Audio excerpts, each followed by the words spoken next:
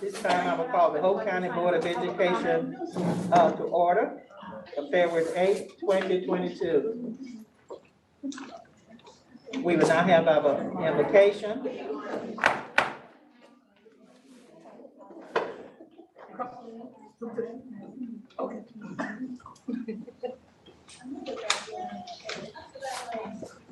We will now have the invocation. Our Heavenly Father, thank you for the many blessings you have restored upon us. Thank you for your safety net in which you have surrounded us. We ask that you look upon us as we transact our business tonight. May what we say and do here tonight be in the best interest of all the students and this community in which we serve. This is our prayer in your precious name. Amen.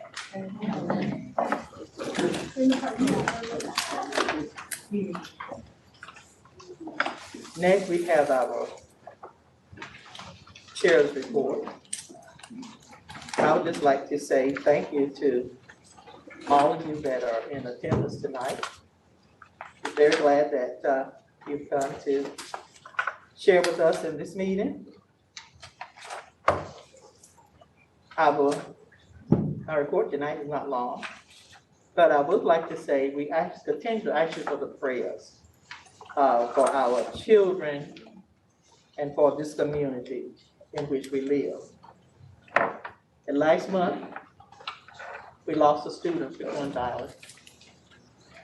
Since that time, we've lost another one of our ninth graders.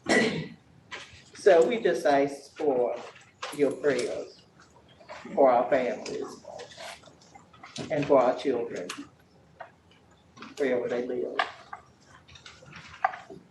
Not only have we lost our children, but also some very supportive members of the Hope County community. One that lived in Hope County for years, and outstanding citizens and contributors to this community. We lost a former principal from the high school, Lockie McDonald.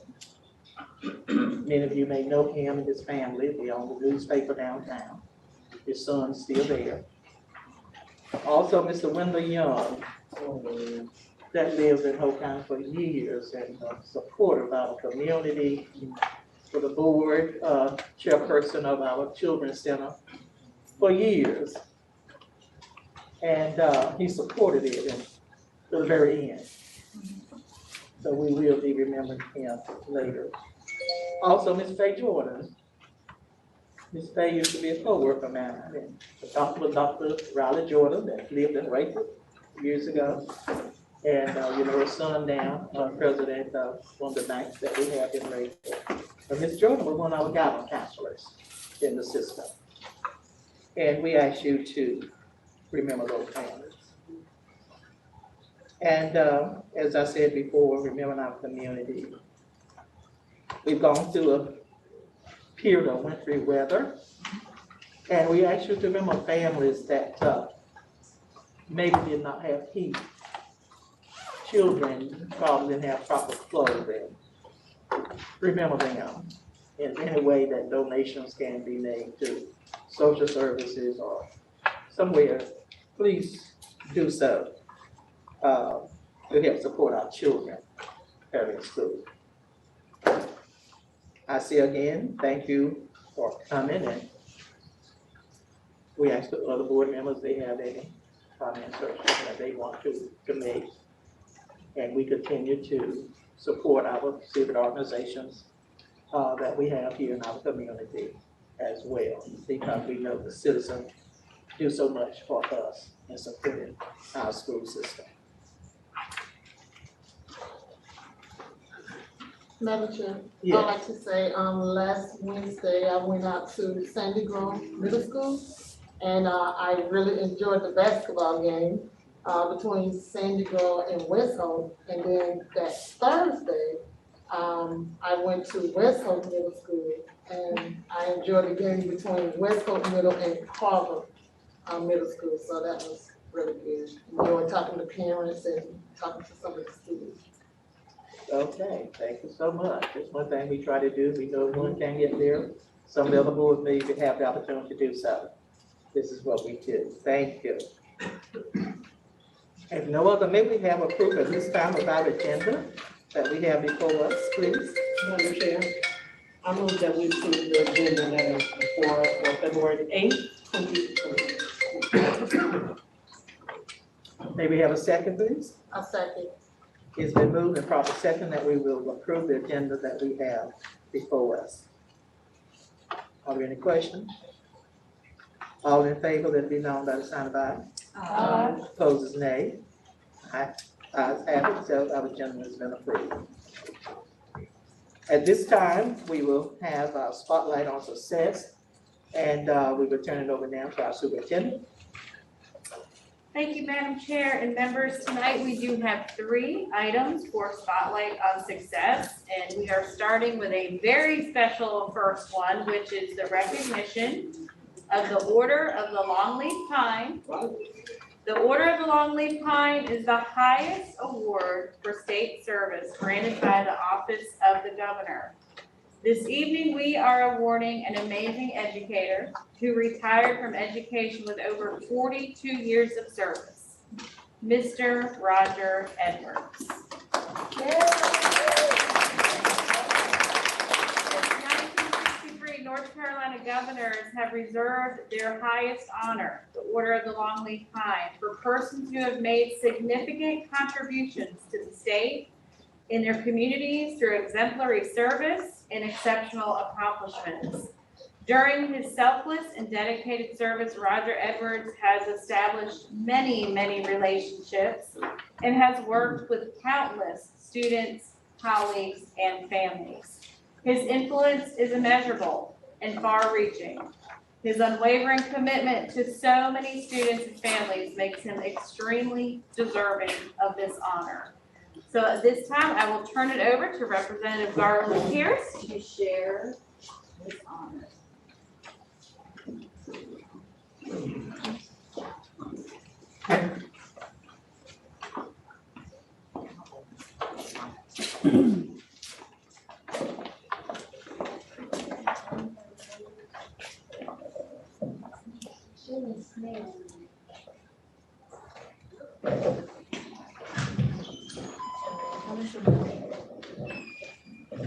Roger, first of all, we want to say welcome home tonight. We're just delighted to have you here and that you finally come down from the mountains to be with us. The weather and a few other things kept you from getting down here to be with us, but you made a way tonight to be here. We just thank you for your service.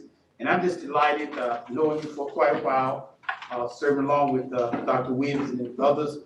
You're here tonight along with your wife. If she'd like to come up, right, that'd be fine. Yes, sir. Yeah. Don't leave her out. Let's give her a hand, everybody. There you go. Oh, my gracious. Roger, we just want to congratulate you for your service as Superintendent read some outstanding things about you. We all know that to be true. We just thank you for all that you have meant to education over these years, and I know that you have a well-deserved rest now, but we just want to thank you. But I want to just share this order longleaf plan along to you tonight, Roger, to you and your wife. State of North Carolina, Roy Cooper Governor, repose special confidence in the integrity, learning, and zeal of Roger Edwards. I do by these present confer the order of the Longleaf Pine with the rank of Ambassador Extraordinary Privilege to enjoy full all rights granted to members of this exalted order, among which is a special privilege to propose the following North Carolina toast in selected company anywhere in the free world. Here's to the land of the longleaf pine, the summer land where the sun does shine, where the wheat grows strong and the strong grow great. Here's to down home, the old North State, Roy Cooper Governor. And on this afternoon, we present it to you. Congratulations, and thank you for a job well done. Thank you, Roger, for your selfless service to the students and all across this area of whole campus. And thank you also for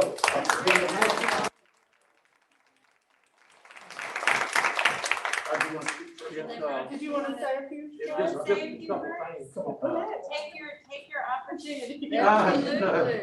I most appreciate this is a great honor. I'm honored, humbled. Back in 1980, I was having a conversation with Raz Altry, and Ms. Altry was superintendent, and I was teaching and coaching here. And we were talking about someone that had 30 years of experience, and he said, Rogers, he said, if you make 30 years, just make sure you don't have the same experience each year. And if you have 30 years, so it's been my pleasure in North Carolina and South Carolina. I went down to South Carolina for 4 years, and I've been around some great leadership, and that includes people in this room. Out of 42 years in North Carolina, 25 of those years was in Hope County. 3 different times. Up high in Hope County, and 2 different times in Scotland County. So that's I think that's something to be proud of, and I am. But you know, Maryland's been through this with the children and the mornings and the nights, and you know how that thing goes. But I've had a lot of opportunities because you know, I'm really good people, and I appreciate that so much. Thank you. Any board members want to make a quick comment before we do our photo opportunity? Well, I would just like to say congratulations to Mr. Edwards. It goes back a long way with us. Mr. Edwards was the principal of the high school, and I was the assistant principal at West Oak Middle. And Mr. Edwards knows on Fridays, especially in the springtime, our bus drivers wouldn't show up. And everybody think now, you know, this is the only time that bus drivers, you know, not showing up at school. We've been doing that years ago.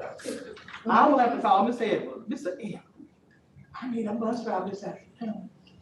Do you have any extra drivers over there? Let me see. So he would find me one, and they would come to West Oak. So I really did appreciate that. I really did. So we have enjoyed having you here in the Hope County Schools. You have made an outstanding contribution. Thank you. Thank you. Thank you for everything that you have done for the children in Hope County. Well, I just appreciate the opportunity. I remember when Mr. Ellis came, I'm thinking you were a football coach. Football, baseball. Okay, so he did it all, and Harry Sutherland talks about him a lot, but I remember when he came, he was our football coach. I never thought in a million years that he would be a principal, and then he'd be a superintendent, and you know, and the list goes on, and he did a job well done, because I hear a lot of good things, and I was here when you came. So as a student, and then we certainly appreciate Well, I don't know what I had before, but I know you made it. I would like to say congratulations to you, Mr. Ellis. I was also a student, football coach. I played basketball. But I would say that congratulations, and you've been around for a long time. Yeah, so when I came onto the school board, I said, wow, Ellis still here. But I would like to say congratulations. Thank you so much. I appreciate that. I would like to say congratulations, and on the records officially, I was one of the board members who did not want the vote to let him go. He's doing so well. He's always done an excellent job for the Hope County school family. He spent most of his time here in Hope County, the best county in the state of North Carolina. And I just want to say congratulations and thank you, and you did make me cry when you left. I do want to tell everybody also too that Mrs. Edwards always shared him with me when I needed a man. Yes, ma'am, Mr. Edwards. And I thank you both, and I appreciate you both. I always have to add a little laughter to it, but he was always there. One time I can tell you one thing about him. One time I was going to, I have a sciatic nerve that once in a while it gets me down. I was going across the Razalta Stadium. Mr. Evans ahead of me, and I had Mr. Evans, and he stopped and looked at me. I said, come and help me, because I just knew, I said, Lord, please don't let me fall down, don't let this girl make me fall down. Here comes my gentleman, thank you again. Well, I met Mr. Edwards when I joined the board, but during the time that he was here, I was truly impressed by his dedication. I was told that no matter how early you came on this campus, he was here. No matter how late you were out here, he was here. And that just impressed me because I'm a person who needs 18 hours a day of sleep. But during that time, I found him to be a very knowledgeable person and a very kind and caring person. Yeah. And I realized that he truly cared about the school system. And for that, I am most appreciative. And I wish you and your wife and the rest of your family every wonderful thing that can happen. Amen. Thank you so much. And I was telling Mayor earlier that, first, I can't hardly believe it, the first baseball team I coached in Red Springs, my first year, all those are now retired. Don't ask good or bad. Thank you so much. Where do you want us? I really like to come up around if we could, yeah. You think that you want to join us? You would?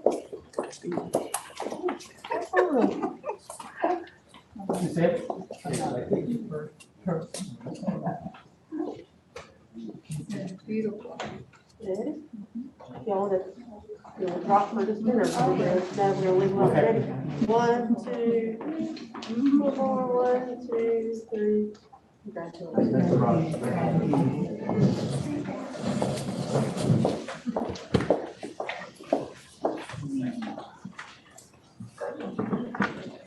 So our second item this evening is the recognition of Don Steed Elementary School's Child Nutrition Team for achieving 100% inspection rating. So at this time, let me ask Ms. Deborah Carpenter to please share this very special recognition.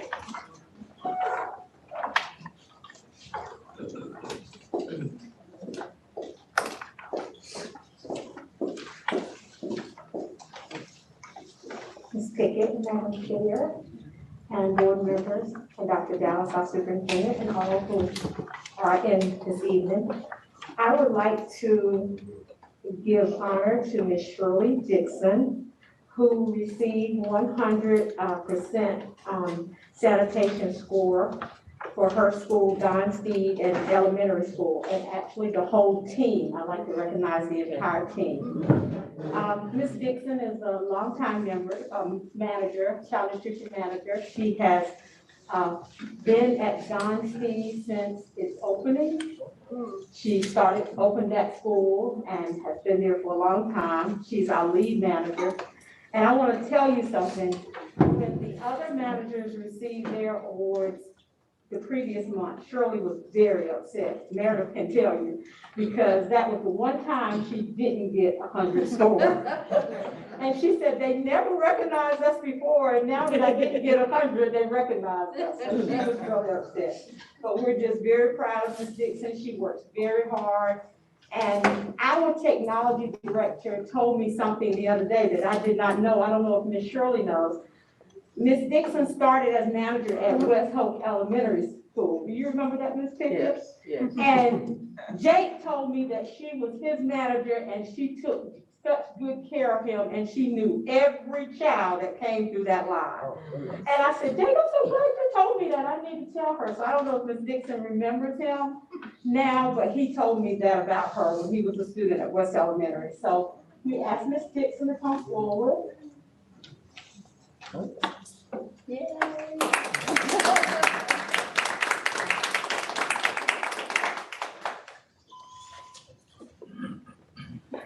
I'm so proud of her. Yes, we are too. Okay, congratulations. That is an awesome, that's an awesome thing to do, to just keep everything so clean as spotless. You get 100%. Well, great. Yeah. Oh my God, I wish my kitchen was.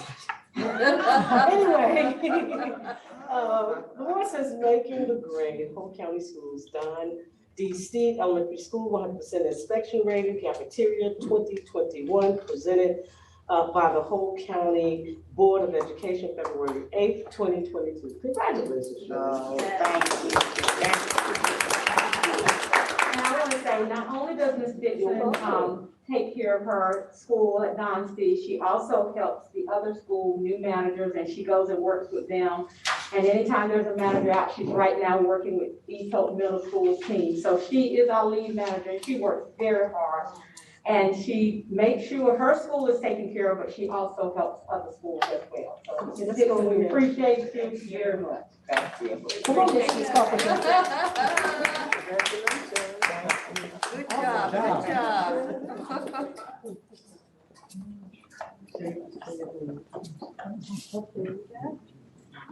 One, two, three, cheeseburger.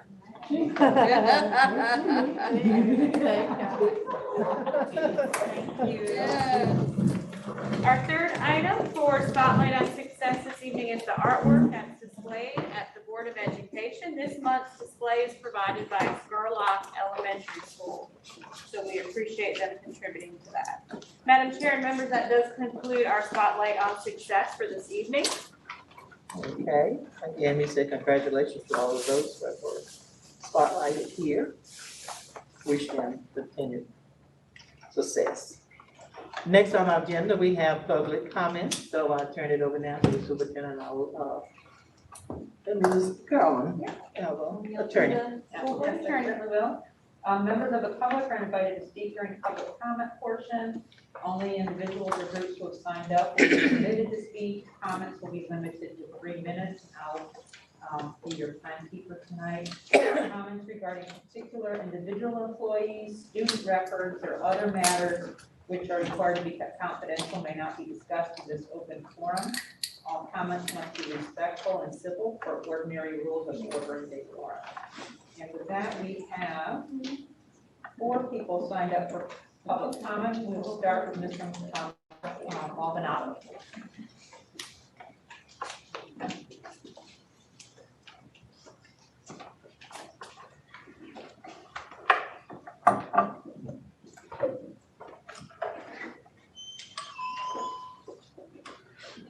Good evening. Good evening. Thank you for having me. Again, my name is Mark Maldonado. I'm here with Hope County Families for Education. I wanted to say every day I have more and more parents expressing their concerns with us. Our children are facing mental, emotional concerns due to these masking and many other mandates from the school board. I have read some of the responses from the board to these parents, and however, let us never forget the 60-minute interview from our Dr. Fauci stating the concerns with these masks. Here I'm wearing one out of respect for the board. There is no reason to walk around with a mask. That masks might make people feel better, but will not provide perfect protection, and there are unintended consequences due to touching the mask. That was back in 2020, so it's just a 60-minute interview. There are other mitigations that we can do that do not involve masking or alienating our children. When I was last here in October 2021, I was very concerned to learn the relationship between masking our children and the adult vaccinations that were going on in Hope County. In this relationship, our children should not pay the price for adult choices. Even the CDC has stated recently that the cloth mask is not effective against the coronavirus. We have learned currently through the CDC and other studies that children are recovering from COVID with mild to no symptoms. It is not the board's responsibility nor the right to raise our children. It is our responsibility as parents. I am not asking for its full removal, since some feel that it is necessary for their own emotional sustainment. However, what I am suggesting is for us to take the initiative to come back and give the right decision to refrain from using this authority and give it back to the students, the freedom to choose, and to the teachers. Thank you guys very much for your time and giving me that time. Thank you. Have a wonderful day.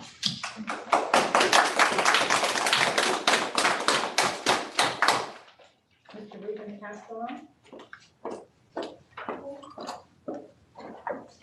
What was the name? Ruben Castellon. I'd like to have my daughter go first, correction, my wife. Her name was first. I think your name was first. I signed your name first, but I'll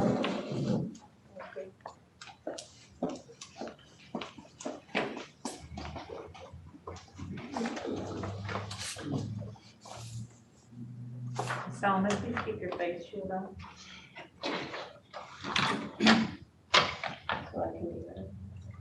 Good evening. Parental rights are among our most cherished, constitutionally protected, critical to the integrity of our public school system. And yet it's these very rights are currently being stripped from us through mandates and policies that claim to be sharp, better equipped to raise and care for our children.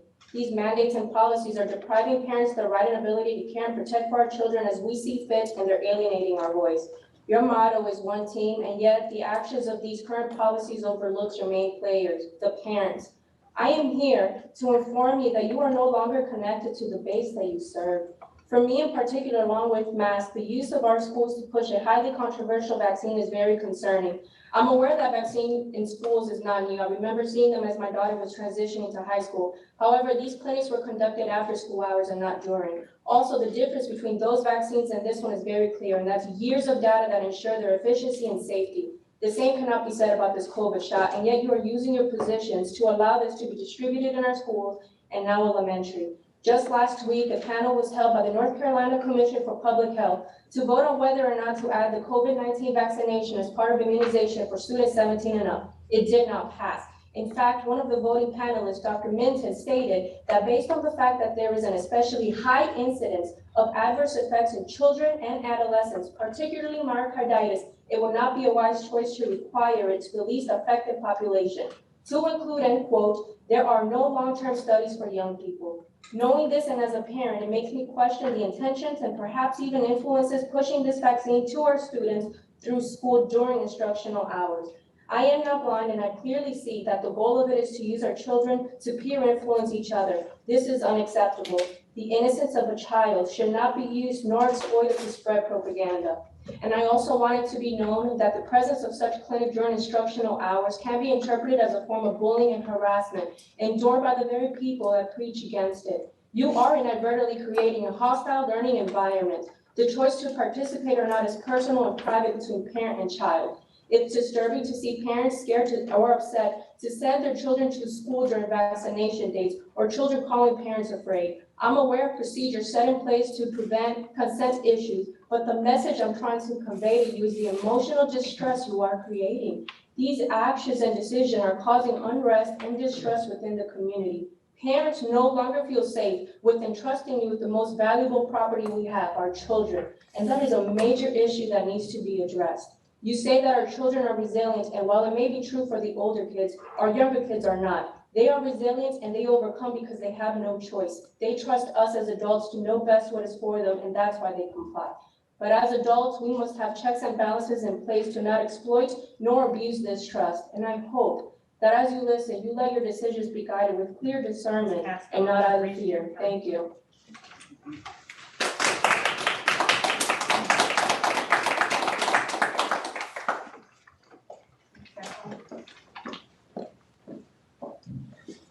Excuse me, Mr. Castellan, are you speaking?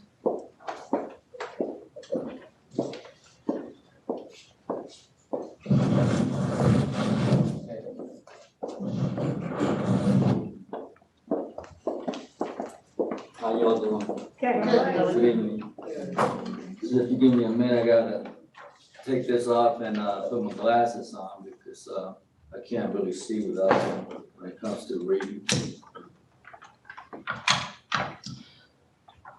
Good evening, board members. Considering the I'd like for you to consider the following as it relates to mandates. Title 20 USC Section 3401 basically states that parents are the primary teachers and the school system is the one that plays their role as far as supporting us.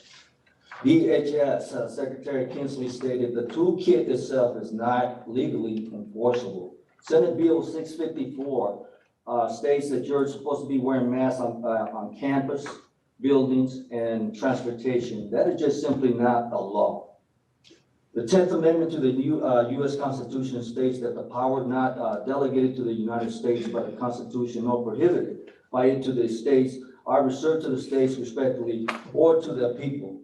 The constitutions and the laws of the nation give us, the people, a recourse, and we don't have to wait for the next election. So I'd like to put you respectively on notice if these mandates don't stop.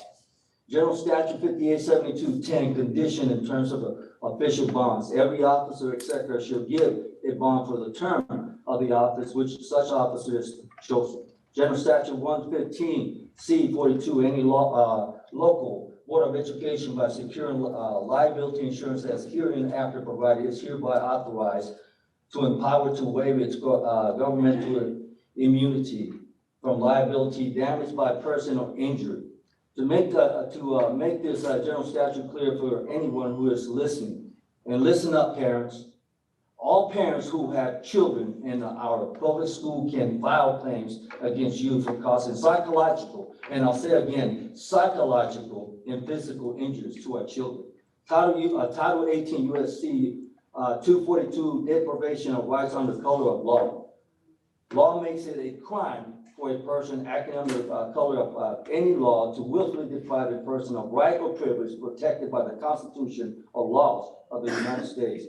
It is time to put politics to the side, and let's take care of our children. Many local leaders have already lifted the mask things and have an option or choice, along with the other states too. So for us to continue this is just defies logic. We the people expect that you board members end these mandates in our schools tonight. Respectfully, thank you very much for your time.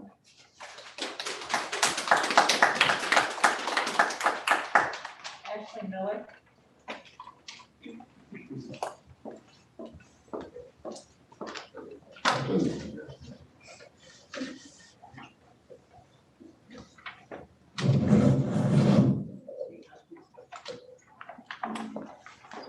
Hi, everybody. I don't have a speech prepared. I'm not gonna use all the 3 minutes, but I just, as a parent of a Hope County middle schooler and an elementary school, both my kids have always been within Hope County, like we've never gone anywhere else. And I love Hope County. I'm born and raised here. But I feel like now, being that it's been almost 2 years, almost 3 years since this all began, the nightmare. It's time that we, Hope County, stop making things forcible on our kids when it's the parent's decision. I had to pull my kid out of school because he has asthma. They were going to suspend him because he took his mask off. He couldn't breathe. He has 2 inhalers. I pulled him back home because he couldn't breathe in that mask.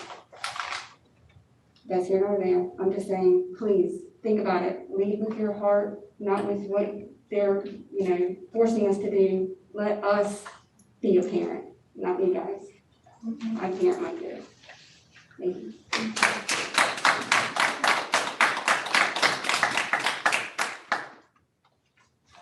That's all the public comments. Okay, we will continue on our agenda. And the next on the agenda we have is the consent agenda. You have before you, and you've had the opportunity to read the consent agenda that we had for block that we have on there. Maybe get a motion to approve our consent agenda. Madam Chair, I move that we approve the consent agenda. I second. It's been moved and second that we approve the consent agenda that we have before us. Are there any questions? If none, all in favor, it be known by the sign of aye. Those opposed is nay. Ayes have it, so the consent agenda has been approved. The next item, we have action items. And we have 6, and I'll turn it over now for our superintendent. So thank you, Madam Chair and members. We do have 6 action items for this evening, and I will start with action 1.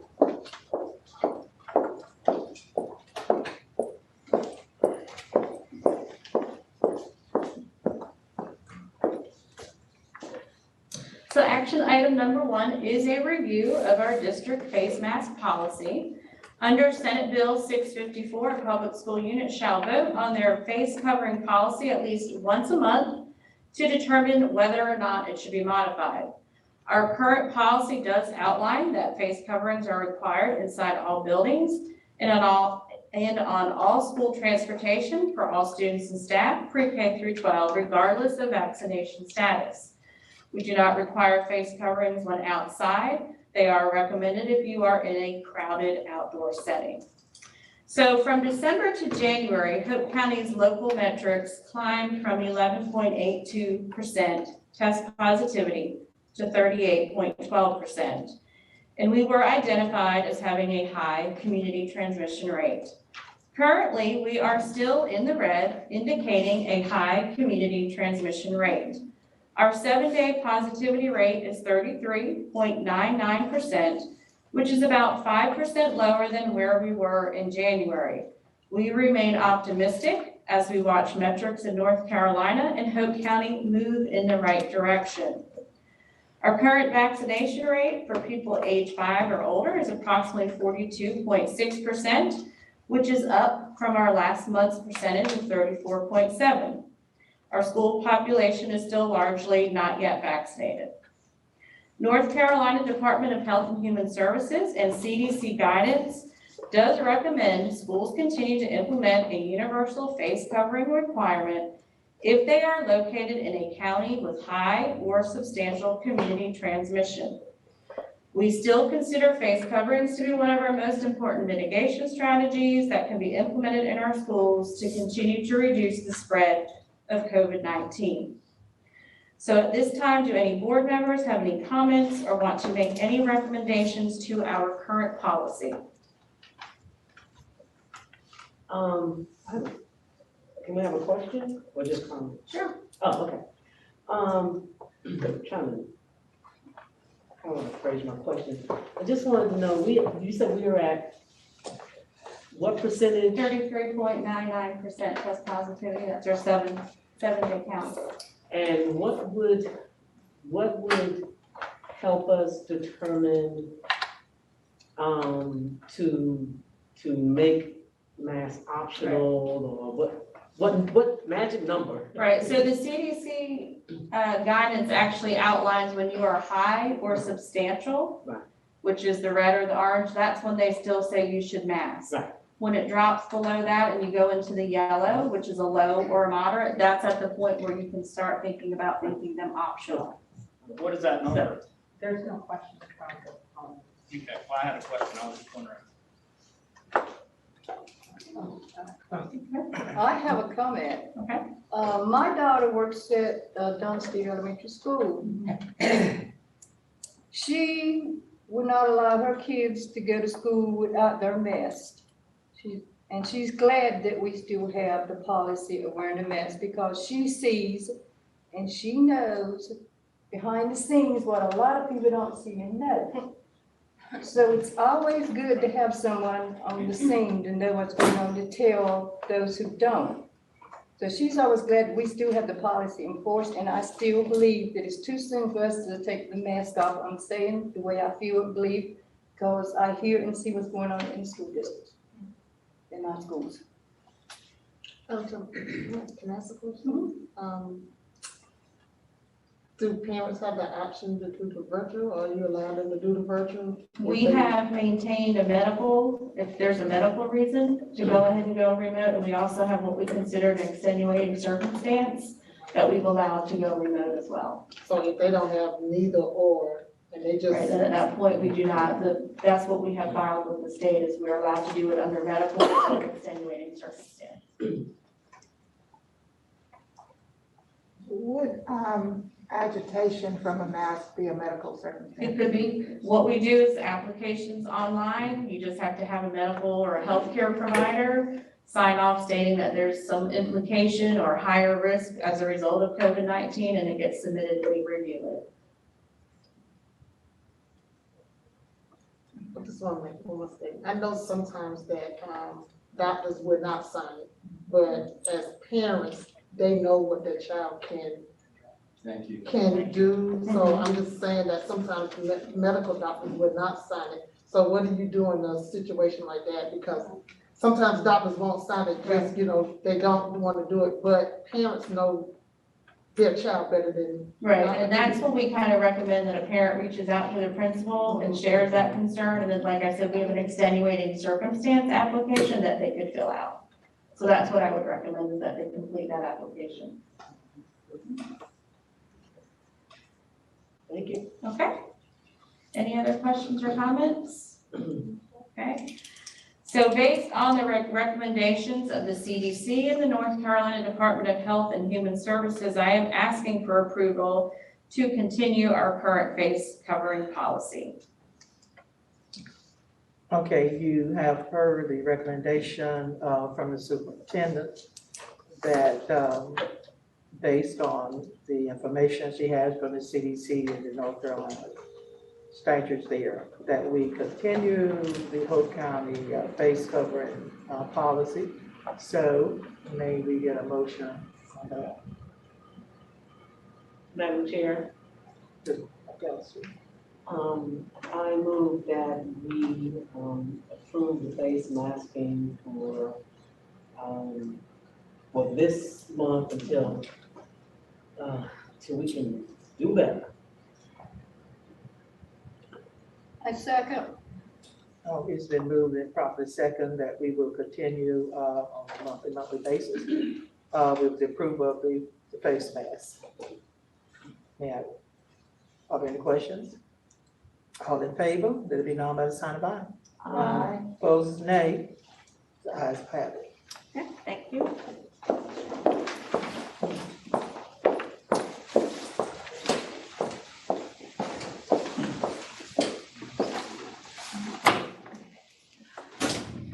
So action item number 2 is the resolution urging the state to fulfill its constitutional duty to provide every child access to a sound basic education. This is a landmark case referred to as the Leandro case. Began in 1994 and is still being debated and appealed to this day. At this time, I would like Dr. John Ramstor, our Assistant Superintendent of Elementary, to read that resolution that was shared at our last month's meeting as an information item. And tonight we will make a decision as to approve that resolution. Good evening. Good evening. Resolution urging the state to fulfill its constitutional duty to provide every child access to a sound basic education. Whereas, for more than 25 years, North Carolina lawmakers from both parties have failed to meet their constitutional obligation to provide all children in the state with a sound basic education. Whereas, far too many students, particularly students of color, students from economically disadvantaged families, students with disabilities, English learners, and rural students have been denied the opportunities promised to them under the North Carolina Constitution. Whereas, the state constitution and North Carolina general statutes place the responsibility to fund a public school system that provides every child in the state with access to a sound basic education with the state of North Carolina, both the executive and legislative branches. Whereas, adequate educational opportunities cannot realistically be provided without adequate education funding. Whereas on March 15th, the state submitted to the court a long-term comprehensive remedial plan, the Leandro Plan, detailing specific steps state leaders must enact to remedy the ongoing constitutional violations in our public school system and ensure that all students have access to the education they are owed under the state constitution. Whereas the Leandro Plan represents the bare minimum of the steps state leaders must take to fulfill their constitutional duties and is not a menu from which policymakers may select their preferred initiatives. Whereas Governor Cooper's budget recommendations for 2021-2023 demonstrate that Leandro Plan can be fully implemented within existing state resources. Whereas on June 7, Judge W. David Lee ordered the state to implement the Leandro Plan in full and in accordance with the timeline set forth therein. Whereas district leaders, including school board members, stand ready to direct additional state resources to the students and schools with the greatest needs, such that all children have an equal opportunity to realize their full potential. Whereas receiving a quality education is paramount to catalyzing the full growth and self-actualization of students, families, communities, and our state as a whole. So any questions or discussion around the resolution? I have a question. And I know the resolution has been done, but I guess my question is, would it have been possible to put the year in? There are two dates there that are just Like March open-ended. 15th, put the actual year, Right. we could do that. Okay. Any other questions or comments around the resolution? Okay. So at this time, I'm asking for approval of the resolution urging the state to fulfill its constitutional duty to provide every child access to a sound basic education. And if that motion can just read as amended to reflect the year requested.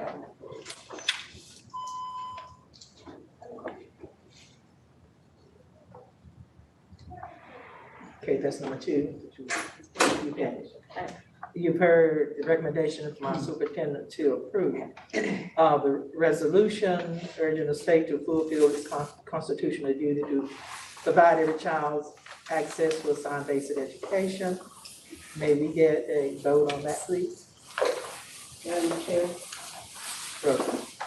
I move to approve the resolution urging the state to fulfill its constitutional duty to provide every child access to a sound basic education as amended to reflect the year. A second.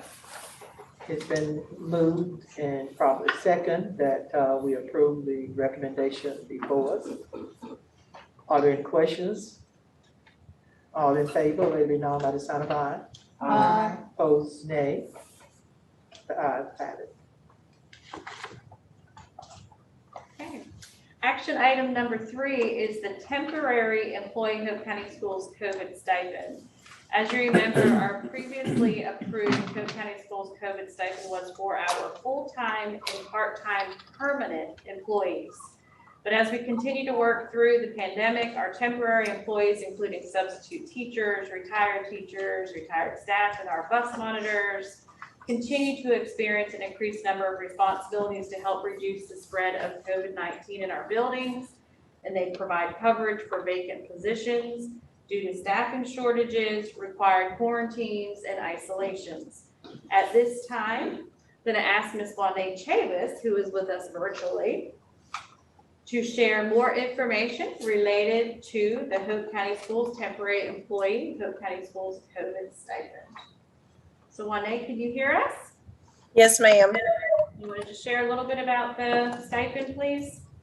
As Dr. Dallas stated, we previously done the stipend for our full-time employees, and then we were looking at the stipend for our part-time temporary employees to give them some type of compensation for all the hard work they've done for Hope County over the school year also. So in determining their stipend, we looked at the amount of days and time that they have worked for the first semester and the time and days they will work during the second semester. Based on the information, we determined, we come up with a possible pay scale for their stipend amount. If a temporary employee works 68 to 88 days of the first semester, we would pay them a stipend of $450. If they work 44 to 65 days of the first or second semester, I should say, they would get $337.50. If they work 25% to 49%, which is 22 to 43 days, we would give them $225. We are looking at to pay this stipend at the end of this month, February, and then they would get the payment for their second semester in the month of June, along with our full-time employees when they get their second part of their stipend, COVID stipend. We looked at comparing this to what a normal a permanent part-time employee gets, just to make sure that we were in compliance with what they were getting also.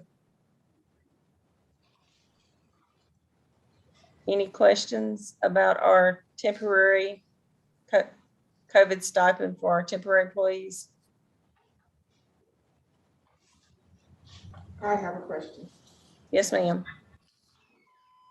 If they work less than 22 to 43 days, does that mean they get nothing? If they work less than 22 days, they would not get anything. Yes, ma'am. Thank you.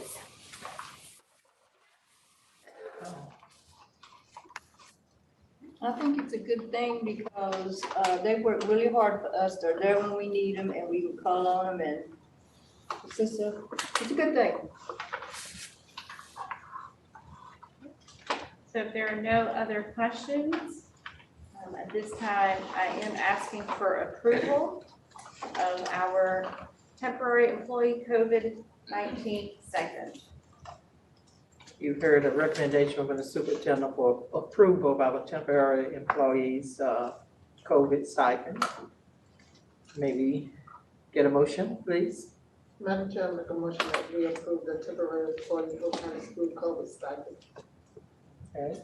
And second, It's been moved and second that we approve the request of the temporary employee for the Hope County Schools COVID stipend. Any questions? All in favor, let it be known by the sign of aye. Opposed, nay. And the stipend has been approved. Thank you. So action item 4 is the records retention and disposition schedule. This is the program record schedule for local public school units. The Department of Natural and Cultural Resources recently released updates to records retention and disposition schedules that apply to LEA records. So in other words, how long do we need to maintain certain records as they relate to the district? At this time, let me ask Dr. Donna Thomas to share the information related to these schedules for local public school units. After she shares this, we will be asking for approval. Good evening, Madam Chair, members of the board. It's good to see all of you. Good evening. So Dr. Dallas did lead into this with what I was, part of what I was gonna say. The Department of Natural and Cultural Resources does regulate the destruction of public records. Just for your information, we can get rid of them by burning them, shredding them, putting in a vat of acid, or we can recycle them. So that was interesting that we could put them in acid. So, and can you bring up my PowerPoint? Okay, so recently, the Department of Natural Resources, Natural and Cultural Resources did release 2 revised schedules. The first schedule is the general record schedule for local governments. We do have to adhere to that one as well. It talks about a lot of the administrative things. This one was revised in 2019 after a long hiatus. I think it was 2009 was the last time it was revised. Before that. The other one that they just revised was the local public school unit schedule. And that one was revised, hasn't been revised since 1999. So you can imagine with technology and everything, that was a lot. You do have to approve both schedules because we do use both of them. I'm not sure what's going on with our PowerPoint. I just have it as a PDF. But I mean, it's not showing up on the screen. Okay, I want to give you some vocabulary so when I'm talking about it, you'll understand what she's doing that. So if you hear me say record copy, that is the single copy of the document, like the original copy. That's the one that's designated for us to keep, to preserve. Then you might hear the word reference copy. That only gives us like brief administrative, fiscal, legal kind of information, and it's only good for as long as it's good. Once it's not any good anymore, we can usually get rid of it when the reference value ends. You also hear transitory, and that's things that have really no or little reason to keep, such as your while you were out messages that we might get, calendar invites or drafted things. A big thing that you hear now is electronic versions. What we cannot do without permission from the department is shred originals, even if we scan them. So we can scan everything we want, but unless we get permission, we cannot destroy the originals. So that's important for us to know, because in HR, we scan everything and we want to get rid of everything else, but we can't. So we have to keep all those documents unless we go and get special permission. So let's start off with the local government agencies, because that's how they start. And you'll see, usually it's the administrative stuff. So in this, it's standards 1 through 9. And we, even though we are LEA, we have to adhere to these because we're also considered local government. The changes to this document for 2021 were minimal because again, it was revised in 2019. At that time, there was a huge revision to it, especially for the HR documents. Do want to clarify, because we get this a lot, what is email considered?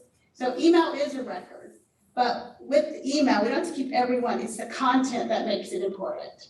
So if I just email Dr. Register, hey, how was your day? Even though that is public email, that's not one that would have important content unless she tells me something that we might need to keep. So it's the attachments. It's not really how you keep it, it's what's in it, it's the content. If I may just add to that a little bit, I think the difficulty with emails is that they're either a public record, a personnel record, Right. or a student record, and we're not permitted to destroy many of those records. So without going through and reading every single employee's email, we can't determine what can be saved and what doesn't. So what that means is everything must be saved through the cloud. So it's a very complicated process, and hopefully they'll give us better guidelines. I think we've worked past the record retention laws in reality, and they haven't quite caught up yet. But according to the new documents, it is whatever's in that. So it wouldn't be like every single thing like it used to be. Yeah, If but it's there's not enough, it's nothing content, if there's content is not to dealing with anything personnel or whatever you're talking about, it's not. Right, Just we're an email not- between me and Deb saying, good morning, how are you? and we're not required to keep Right. absent reading that. Right. There's not a way to filter through what gets saved. Absolutely. Yeah. Okay, so I want to give you just a closer look at what these schedules look like. So for the, so just an example of the first one, and it's small, yours is a smaller one. The administrative and management records, you can see like audits, and it tells you specifically what you can keep. Retain an office permanently, reports related to internal compliance or operational audits. So, and they tell you what do you have to keep permanently, what can you never get rid of. And then destroy things after 5 years. You might see that in here. Destroy office documentation 2 years. And then some will say when it's superseded or obsolete. So when we come up with a new schedule or something and we don't need this anymore, then at that point we can destroy it. We can't just destroy things willy-nilly. We still have to keep a record of it and report it when we do destroy. So they pretty much keep on some stuff. So if you see the lock on the document, that means there's probably some confidential stuff in it that would not be able to be released. So we would have to be very careful in how we discarded things like that and how we just got rid of it. Okay? Just an idea of the standard 2, it's been budget, fiscal, and payroll records. So this is a big one. 1A's office has a lot that they have to keep permanently and that they can destroy after a few years. But if you see under the record series, every single thing is written out. So we don't have to guess about it. And if we do, it's an easy call to the records management office. They're so good to work with. So then you'll see the geographic information system. That would be Dr. Hunt and Mr. Manus handle that part for the most part. The next one, which is, you'll see 4.28 on there. If you see down at the bottom, there's a blank and it says agency policy destroy an office after. They're giving us a little autonomy there to say, how long do you think you should keep that? If it says we have to keep a permanent one, and then any reference copies we can get rid of, we don't typically keep those for a long time because there's one permanent one somewhere. So for instance, this one, for the personnel records, the supervisor, we say 5 years because we're gonna have a permanent copy of those somewhere. Okay? But you can see those are things that we've had to decide within our departments. What are we going to do with this? What makes sense? And what are the other rules we need to consider? So that is just, the first part is just really about our administrative and operational parts. Any questions on that? And I've given you links to these schedules as well. How do we know, you can keep going, Ms. Downs. How do we know where the changes occurred? Because again, the Department of Resources and Natural and Cultural Resources, they're really good about saying this is what you have to do. There's no ambiguity in there. So they gave us local schedule changes that we can just click on and see where'd you make the changes. And again, in this part, there were not too many changes, but we do have to have your approval to use it, even though we have to use it. So that was the local government section. So I have for action item 4, so Ms. Murchison, can I change the motion to reflect the local government one? It would be in essence reversing 4 and 5. That's fine. Okay. So what she just shared is actually the general record schedule for local government agencies. So on your agenda, that's actually the next one. So I'm going to ask for approval of the records retention and disposition schedule, the general record schedule for local government agencies. Okay, you've heard the approval by Dr. Dallas for the general record schedule for the local government agencies. May we have a motion on that? Madam Chair, I make a motion that we approve the records retention and disposition schedule, general record schedule, local government agencies. Second. Approve the second, that we approve the general record schedule for the local government agencies. Any questions? All in favor, let it be known by the sign of aye. Opposed, nay. Okay. So the next item will be the approval for the records retention and disposition schedule, which is the program record schedule for local public school units. So this one really applies to us. The local government one does as well, but this one is basically our operational sector every day. Right, where the local government applies to like HR and finance, this one is you're gonna see, it applies more to actually what goes on in the schools, and a lot in curriculum. And you're gonna notice on this one that the standards, continue, going down to about slide 22, 23, 24. Okay. Is it a good one? You going? Okay. So this one, it continues where the other one left off. So the other one was standard, it left off at standard 9. This one picks up at standard 10. So they flow right in order. And you'll see a lot of these are, standard 10 is the academic program and curriculum. Standard 11 is extracurricular. 12 is individual schools and central office administrative records. 13 is the operational records, and 14 are student records. Again, in this policy, in this schedule, significant changes were made because no changes have been made since 1999. So that makes sense. You'll also notice that almost all of the items on this one, you're going to see that lock. And the reason is because FERPA, which is the Family Educational Rights and Privacy Act, protects the privacy of education records for students. So we have to be very careful with a lot of this information. Okay, so let's just look at a couple of these. And you have the links, so when you need something to help you go to sleep tonight, you can look at them. So we just want to give you an idea of what the schedules look like. On these, there's a little bit of giving us some autonomy, but for the most part, they have really strictly said, this is what you're going to do. And we do have to permanently keep records of students who are enrolled in our school, or at least until after, I think it's a year or two after they graduate, I have to go back and look at that. So that's just a general rule. So you can see like 10.01 on here, the course matrix, it says destroy any office after superseded or obsolete. Now, we're not gonna do that the very next year, even though there's gonna be a new one. We're gonna wanna keep that just for historical data. So even though it might say, go ahead and get rid of it, we're gonna keep some of these because we do need to see the historical data and the trends that occurred. So Donna, Yes. I can come to a high school and ask for a transcript 20 years from now. I'd have to look that up. I have to tell you about HR, but the transcripts you would have to look. If you came to HR and asked for a personnel record, we would have that. Okay, and the answer to that is yes. There are some student records that can never be destroyed. Yep. Right. Okay. That one is out of my area. That's okay.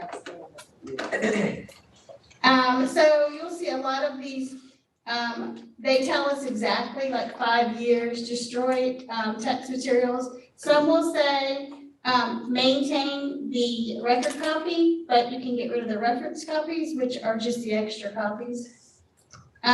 If you look on the ones where under the record series of student awards, you'll see where it says the agency got to decide.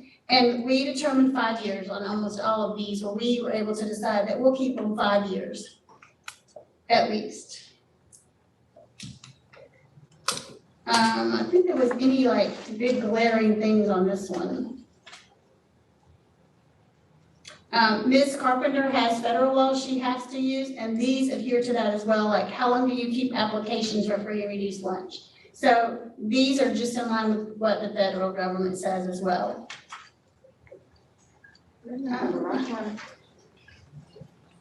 Ma'am? I thought when I saw that at home, I had a lot on. No records, the free and reduced lunch. It's on here, it's, that one would be on number 7. Well, it says page 7, I don't know what slide it is. Go ahead. It is on here though. So again, they gave us some really handy dandy change documents. And with these change documents, what they did is combine a lot of things and say, okay, like AIG, academically gifted, is now gonna come under this record. So they combined all of the things together to make it less cumbersome and easier to understand. But it makes sense, what they've done is makes a lot of sense, and it helps us to stay on track and stay legal. So Carolyn doesn't have to come to our rescue. But that, are there any questions about either of the schedules? Okay, so at this time, I am asking for approval of the records retention and disposition schedule, the program record schedule for local public school units. Okay, you've heard the request from our superintendent for approval of the 2021 program record schedule for the local public school units. Maybe get a vote. Madam Chair, I moved it. Are we only making it for the public schools, or are we doing it for both? We already did the government, now we're doing the public We school. just done We just switched order. just doing this one here, the local public school units. That's the one she just finished. Madam Chair, I move that we approve action item, number 4 for program school schedule local public school unit. Second. They moved in second that we approve the program record schedule for local public school units. Any questions? All in favor, let it be known by the sign of aye. Opposed, nay. Ayes have it. So local public school unit. Thank you.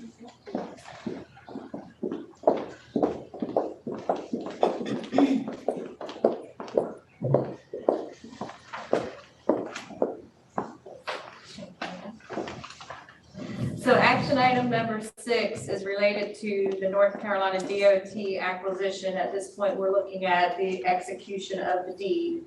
So at our last meeting, we did approve the offer for the land that's near the entrance of West Hope Middle School in front of the school. So our next step in the process is the actual execution of the deed and completing any other associated documents related to that purchase. A copy of the deed has been placed in Simley, as well as the map again of the property that DOT is acquiring. So are there any questions about that acquisition before we finalize and we proceed with the actual execution of the deed? Okay. So at this time, I am asking for approval of execution of the deed and any related documents associated with the purchase of the property identified on the deed at West Hook Middle School in the amount of $102,297. Okay. You've heard the recommendation of our superintendent for the approval of the execution of the deed and any related documents associated with the purchase of the property identified on the deed at West Oak Middle School in the amount of $102,297. That's the request from the superintendent that we approve. May we get a motion? Madam Chair, I move that we approve action item number 6, approve the execution of deed and any related documents associated with the purchase of the property identified on the deed at West Oak Middle School in the amount of $102,297. May we get a second? A second. It's been moved and properly second that we approve the motion. Are there any questions? All in favor, let it be known by the sign of aye. Aye. Opposed, nay. Item number 6, been approved. Okay, so we will begin that execution.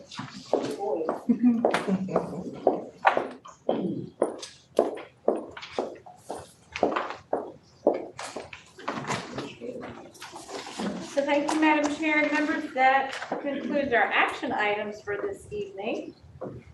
Okay, thank you so much. So next on our agenda is our administration.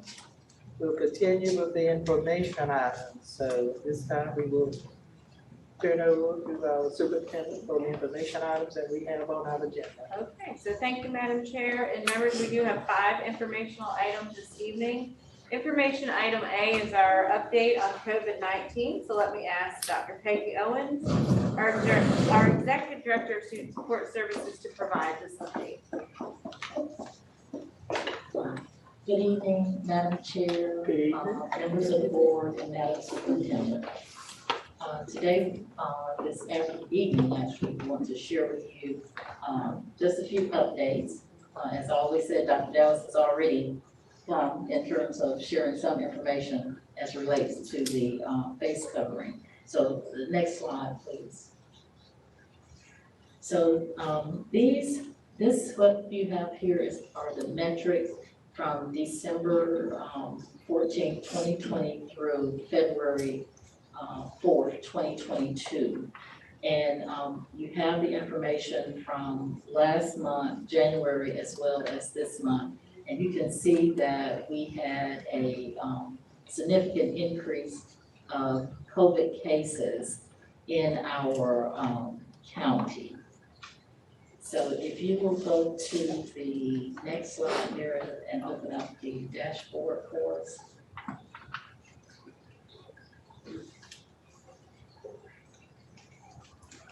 So this is our dashboard for Hope County schools. And if you, can you go back, this is last week, and we have come down significantly. So if you would go back. Scroll down to show them. Yes. Hold The on. previous I'm week. sorry. Yeah, there, that's a good visual. Yes, excellent. And can you just move them out so that we can see the numbers? Can you, let's start with the, it's gonna be to my left. For the student count. I'm sorry. Just hover over the red Yeah. bar. Okay, I'm sorry. Yes, okay. So if you notice here for the week of January the 10th, you notice that we had 255 positive cases that was reported for our students. If you will do the same for the staff, Mary, on that. And for our employees, we had a total of 36 that was reported for that week. So let's continue over, please. Yes, ma'am. Thank you. I think I saw it. Well, the staff is 39 for the week of January the 17th. And you can see for the students, 221. Continue. And so for our staff, the week of January 24th was 16 that was reported. And then if you, number of student cases that was reported was 157. And then, of course, last week, we had 12, that's staff 12, and 73 for students that was reported, and that was by the end, these reported by the end of the day on Friday. So you can see the trend and the cases that we have experienced, and that was right in line with the county. And of course, as Dr. Dallas she reported in terms that we are still in red. In fact, as of today, the state is reported 23% positivity, and for Hope County, we're at 34%. So you can see that we are still experiencing that increase. I had a conversation with Ms. Edwards, and you know, again, she's encouraging us to continue to wear a mask so that we can reduce the spread. If you would continue on, Mary, and this slide, you don't have to open that. This slide is for, at your leisure, board members, for the vaccination clinic and vaccination information as it relates to the state. So you can click on that and peruse that. Next slide. Okay, vaccination clinics. We have been sharing with you that we started hosting vaccination clinics in January with the Hope County Health Department coming in. And that has been a very positive move for us. If you move to the next slide. So you can see the number of doses that was reported, or actually not so much reported, that people came in and they got vaccinated at the various schools. So we have completed the cycle for the first doses. But one of the interesting things that happened to us, and we are appreciative of the health department, you know, we started this off in terms of focusing on our students. But as a result, the health department staff, they brought all the vaccines, and also they were able to give adult doses. They were able to give boosters. And people had, you know, for the children, they had the 5 through 11 Pfizer, but also they had Moderna available. One of the things that we noticed in the data is that we had an increase with boosters. In fact, we had actually a total, the first round, 74 boosters that was given. And so our staff have certainly taken advantage of that, but also anyone from the community could come in. And we've had reports from the parents to share that they were very pleased that we were offering the clinics at the school. And the students can only receive the vaccine through parent permission. That's not something that we give every student get vaccinated. That's a parent's choice. And so that ends. So, and we're still continuing with second doses, and even with the second doses, people can come and get their first dose. And so next we'll be, in the next couple of weeks, we'll be scheduling time for our secondary schools to host clinics. Any questions? Yes, I noticed that Skurlock and McLaughlin seem to have much higher numbers. Are they doing something different? Well, I don't know if they are doing so different, except they're getting the word out and people are coming in, you know, to receive their vaccine. Yes. So in fact, McLaughlin, and I, not when this was due, but since that time I received the information from the health department. Even on their second doses, they had 12 pediatric in terms of students. They had 2 adult doses, second doses, and then they gave 2 boosters as well. So, but we were very happy to see that. Okay, next, that will take care of that. Any other questions? Okay, so we're gonna move right into information item B, which is information regarding our school mental health support personnel local report. This information is required by a General Assembly to be shared annually with the board. So Dr. Owens is going to continue and she's going to share that information. Next slide. So according to 115C-316 2, the school mental health support personnel report. And this is required to share with the board in terms of our instruction, our specialized instructional support staff. So as you can see, for 2020, 2021, we reported we had a total of 2 school psychologists, 18 counselors, 10 school nurses, 9 school social workers, 2 mental health coordinators, and we did not have any mental health specialists. For the current year, 2021, 2022, you will notice that there was a change in the number of school counselors that increased, that we have a total of 21. Our school nurses, that numbers remain the same. For our school social workers, there was an increase of 3. And the school mental health coordinators stayed the same. And then we added a school mental health specialist. And so that's the report in terms of the school mental health personnel. And according to the legislation, all of those individual positions fall within school mental health personnel as is defined by this legislation. Question? For the school psychologists, where are they stationed? They are stationed, they work under the EC department. So Dr. Ray, she provides supervision for the school psychologists. Those persons, actually, they are assigned school, Ms. Pickett, the way that they work. Mary Harden is one, usually one has the east side of the district and the other one has the west side. Okay. Yes, ma'am. Other questions?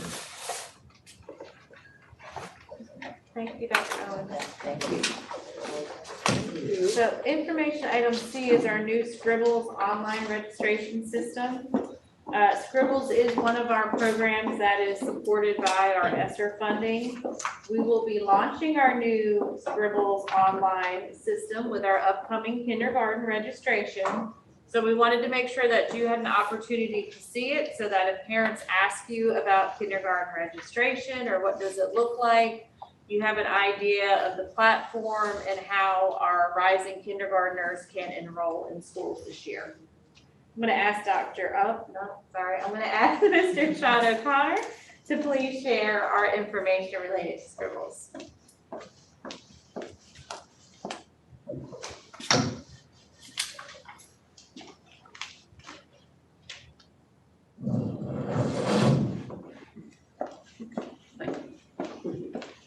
Good evening, Madam Chair, members of the board, Good Madam evening. Superintendent, Cabinet.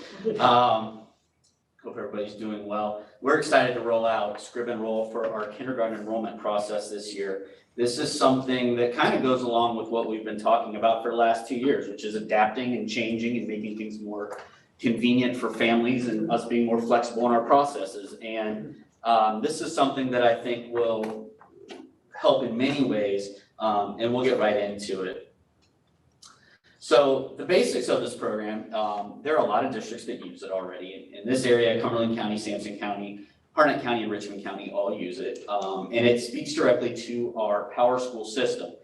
So I will show you the benefits of that in a little bit. But it works with 100 LEAs across North Carolina in some ways. We already are using part of the Scribbles record keeping. So when Ms. Pickett asked about what about transcripts, if people wanted to obtain transcripts currently, they would go through our Scribbles account online and order those transcripts currently.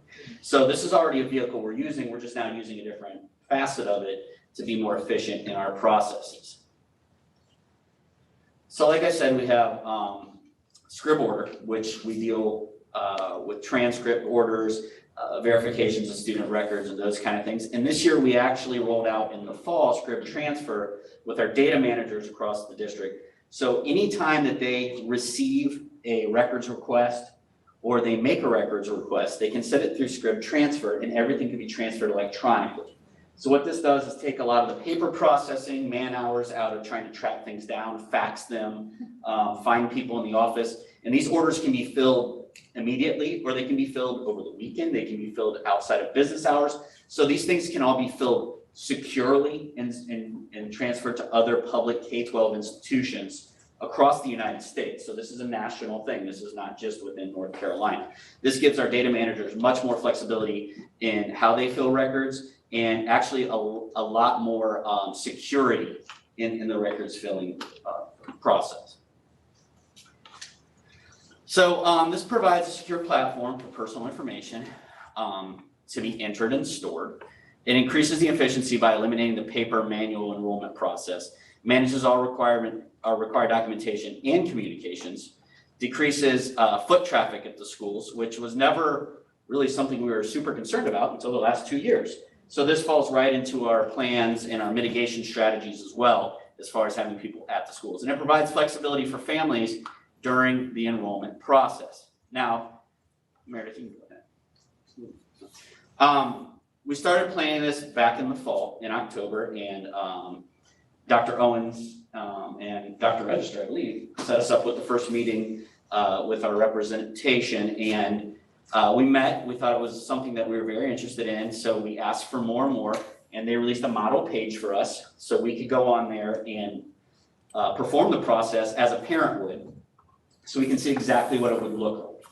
We also just recently were given access to the back end of it, and like I said earlier, it works with our SIS, which is our power school.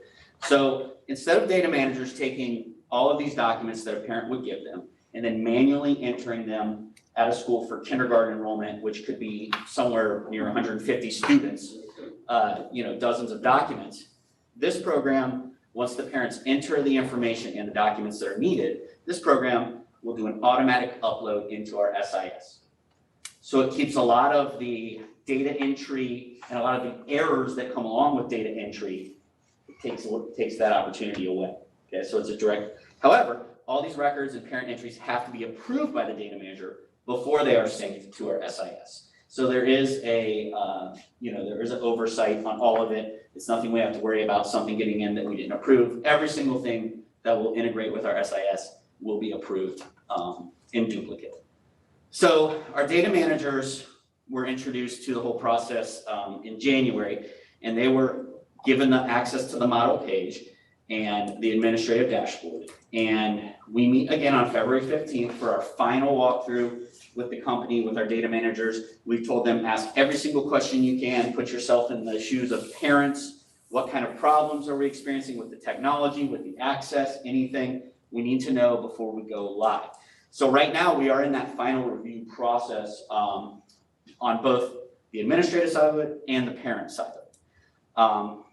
I will be training each office staff and administrative staff at the elementary schools over the course of the next couple of weeks after we have that final meeting. We're also training people at the board, so if they have to answer questions about, hey, how do I do this, they'll be knowledgeable about it. Our goal is to have an army of people able to answer the phones if parents have questions, because what we are doing is giving them that flexibility. But with that flexibility, we realize there are going to be questions and some kind of uncharted territory for a lot of people. So we want to make sure that we have the support piece in place. So in the past, last year, we did not have the mad rush of parents come to the schools to enroll children all on the same day on enrollment day due to COVID-19. So the process last year was that each school maintained a Google Sheet that was sent out and linked to their web pages. Parents would call and make an appointment. So what happened last year was kindergarten registration, instead of usually being a 2-day, 3-day process like it has been in the past, ended up being weeks and weeks and weeks and weeks and weeks. Okay, and when we push it out weeks and weeks and weeks and weeks, what that does is push back the principal's ability to plan for their school. It pushes back a lot of the scheduling that goes on for those new students. So what we've tried to do is minimize the length of time for enrollment. And the way that we're going to do it this year is give parents 2 options for enrollment. The first would be a more traditional way where you can come to the school and enroll electronically with the help of school staff via an appointment.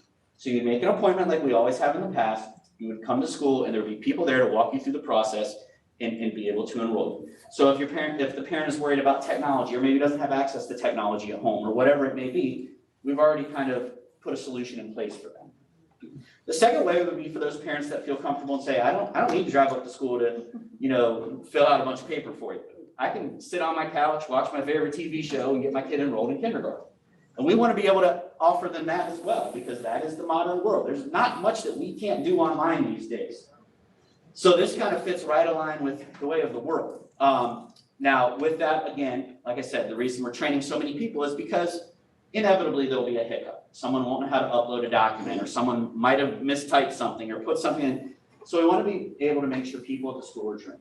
So we're recommending that there's 5 to 6 people that are in the office area that answer the phones or near a phone during the day that are trained as a fallback. The data manager will be the first point of contact in every school, but then we'll have the receptionist trained, the bookkeepers trained, the administrative staff. Some schools are having their guidance counselors trained as well.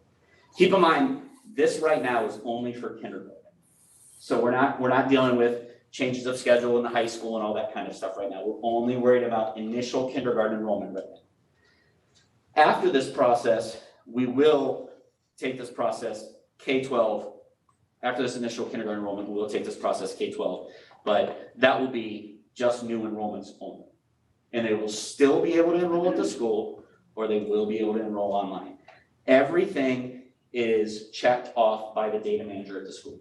So if you enroll online, but you have not provided a birth certificate or a shot record or your address, that is not processed. And through the system, the data managers will call, and they will also send reminder emails to the parent's account in the system. So they will get a reminder until they give that document to us. So instead of, I can attest to at Rockfish having 140 kids enrolled for kindergarten. You might have to chase down 60 different families for 60 different things in that 3-day period. Instead of having to chase down, certain documents or certain things you need, we have the ability to reach out to them digitally all throughout the week until we get what we need. And then their record's verified, entered by the data manager, and the student is enrolled for kindergarten for the next year. The thing that's nice about it is that we are still keeping our paper records on these kids as well.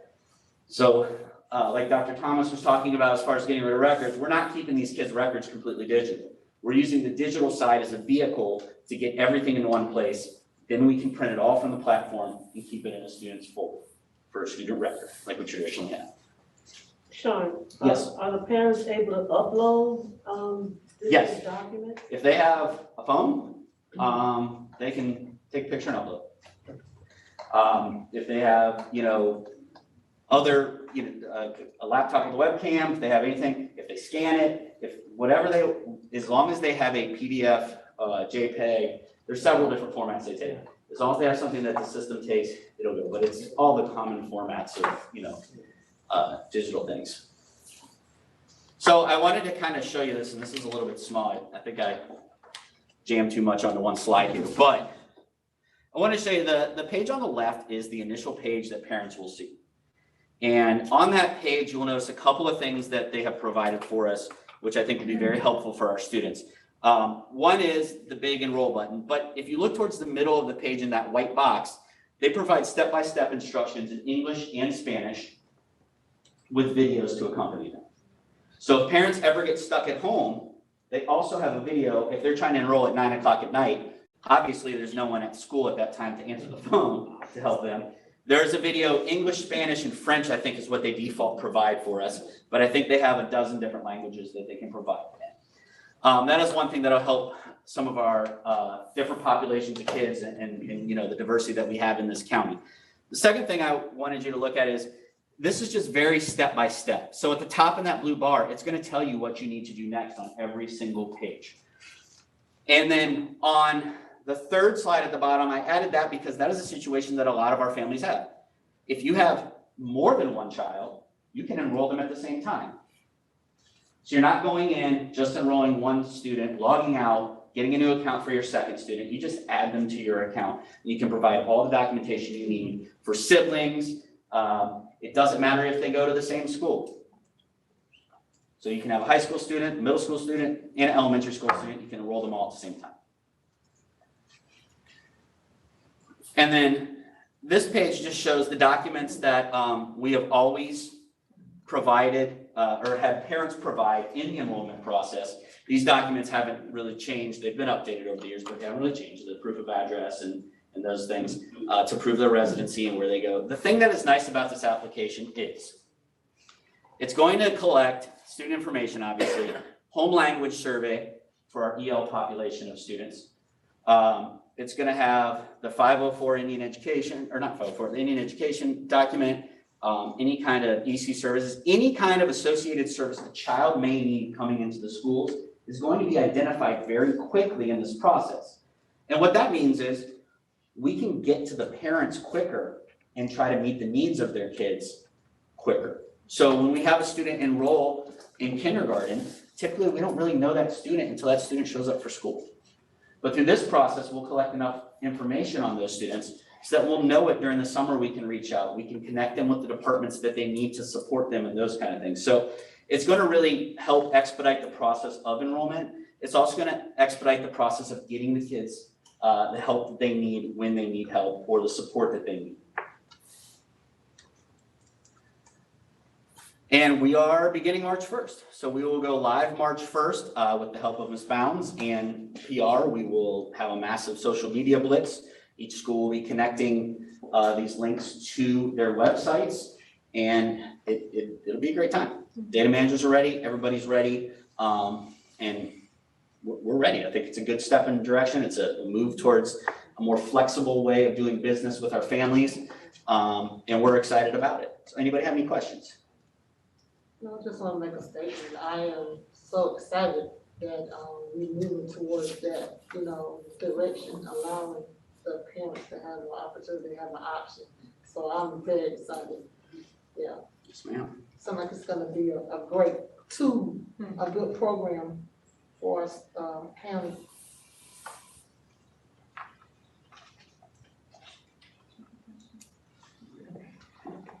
All right. Thank you very much. Thank you, Ms. Chair. Okay, item D is our 2022-2023 budget manual. My, hard to believe. Let me ask our finance officer, Ms. Lene Chavis, just to share this information and the timeline related to our budget manual. Good evening again. Like Dr. Dallas stated, it is time to start planning for 2022-2023. It won't be long and it will be here. And we have a timeline that we've established for starting our budget process. And I'm trying to get that right there. If you will look, we actually started last week. We shared with our principals and directors a link so they can start doing budget requests for capital expenditures, furniture, and our local budget. Those are due back February 18th of 2022. Then on Friday, February 25th, the executive cabinet will meet to start prioritizing these budget requests. We will review them to see what we can put in our capital budget request for this year. Our plans are on March 8th, but the superintendent and myself will review all budgets. We want to try and have a budget board work session somewhere around March 25th, where we can have a budget for the 2022-23 school year ready for our April 12th board meeting to get it as approved as an action item, where we can present it to our county manager by April 29th, 2022. We'd like to get them our budget request prior to May 1st, so they will have it for their board when they start preparing for their board local budget meetings. That is our schedule that we're looking at for the 2022-2023 school year. The following documents just give you some basic information of who looks at budgets, who gives us information for budgets, the different budget information types like our capital budget, our local budget, our state budget, and what different things are within those budgets. It's basic information that we share every year and which programs that we get from the state and local. We will, our state planning allotments, we should get, from the information we received this week, we should get sometime before the end of this month. So we'll start planning our state budget also.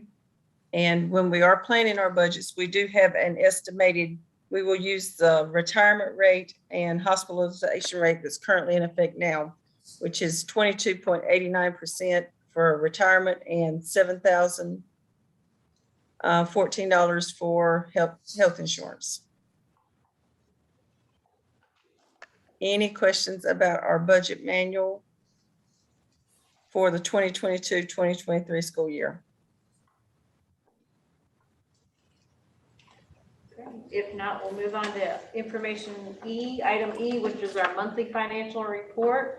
While Ms. Lene Chavis is on the call, if you have any questions, you can ask Ms. Chavis about our financial report.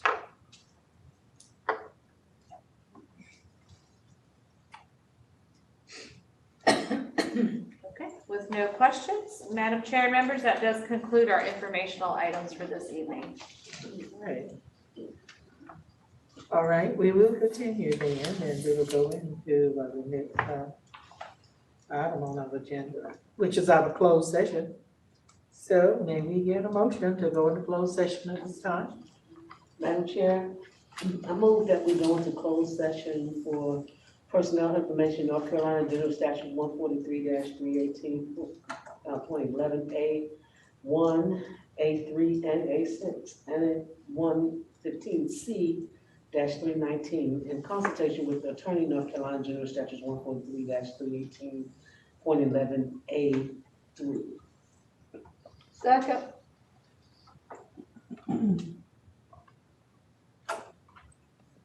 Okay, the reason I just took a minute because mine different than what she read, so I was just looking at it. Okay, maybe get a motion. Okay, all in favor? You heard, she did the motion. Maybe get a second. 1 second. It's been moved and second that we go into closed session for the reason that she read. All in favor? All opposed?